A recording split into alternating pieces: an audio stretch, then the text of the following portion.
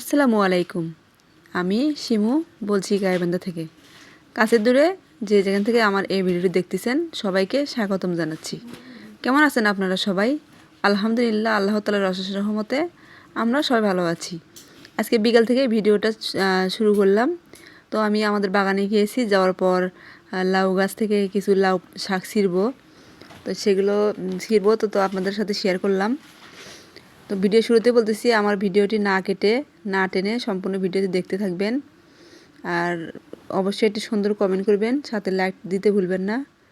তো আমাদের বাগানে দেখুন কতগুলো সিম ধরে আছে। তো এই পাশ দিয়ে মরিচ ধরছে, তো আমি 2-3টা মরিচ ছিঁড়ে নিলাম। ছিঁড়ে নিয়ে এখানে রাখতেছি।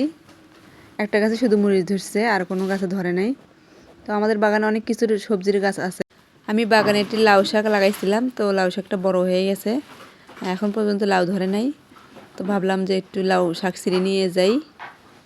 গাইস, আমরা এখন বাইরে মাটির চুলায় মাছ ভাজি করতেছি। দেখুন কত সুন্দর আগুন জ্বলতেছে পাতা দিয়ে। এদিক দিয়ে আমরা সেমাই খাচ্ছি, সেমাই রান্না করছিলাম। বাইরে বসে বসে সেমাই খাচ্ছি। আর বাইরে ওয়েদারটা এত ঠান্ডা ঠান্ডা লাগতেছে, এর মধ্যেও আমরা খাচ্ছি। আর এদিক দিয়ে মাছ হচ্ছে বড়শিতে ধরা হয়েছিল, এই কটা মাছ। তো আমার ছেলে বড়শিতে মাছ ধরছিল, তো বলতেছে আম্মু আমাকে ভেজে দাও। তো তার কারণে আমি এগুলো মাছগুলো ভেজে নিচ্ছি চুলার মধ্যে। আর চুলার রান্নাটা অনেক স্বাদ, যারা যারা চুলায় রান্না করেন অবশ্যই বুঝতে পারবেন। গ্যাসে আমি অল টাইম রান্না করি না, মাঝে মধ্যে গ্যাসে রান্না করি। খুব তাড়াহুড়ো হলে আমি গ্যাসে রান্না করি, এছাড়া আমি সবসময়ের জন্য চুলায় রান্না করি, বেশিরভাগ টাইমে চুলায় রান্না করি। তো এখনও হচ্ছে সন্ধ্যা লেগে গেছে। এদিক দিয়ে আমার ছেলেটা বাজার থেকে আসলো, কিছু বাজার করছে। আর এদিক দিয়ে দেখাচ্ছে এগুলো কি, এগুলো হচ্ছে পেঁয়াজু, তারপর হচ্ছে ছোলা, এগুলো কিনে নিয়ে এসছে। আর কিছু বাজার নিয়ে এসছে। তো এগুলো হচ্ছে বাজার, আমরা দেখবো বাজারগুলো কি কিনে আসছে। এই যে দেখতে পাচ্ছেন, এগুলো হচ্ছে আলু, কাঁচামরিচ, তারপর হচ্ছে এগুলো কি সিম সিম দেখা যাচ্ছে। আর কিছু ধনিয়া পাতা নিয়ে আসছে এইগুলা। তো আমাদের বাজারগুলো দেখছেন আপনারা। এখন হচ্ছে আমি এটা সাইকেল থেকে খুলে নিচ্ছি। এগুলো এখন আমরা কি করবো জানেন, এগুলো মুড়ি দিয়ে মাখবো।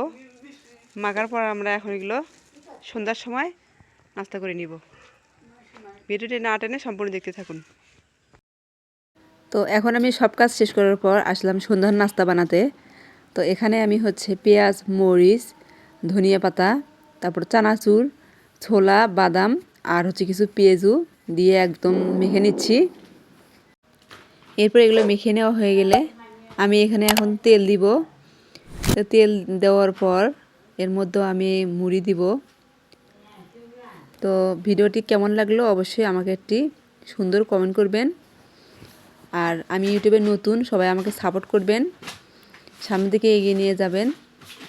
তো আর একটা সুন্দর একটা কমেন্ট আমার কাছে খুব গুরুত্বপূর্ণ। তো ভিডিওটা আজকে এই পর্যন্ত, সবাই ভালো থাকবেন। আসসালামু আলাইকুম।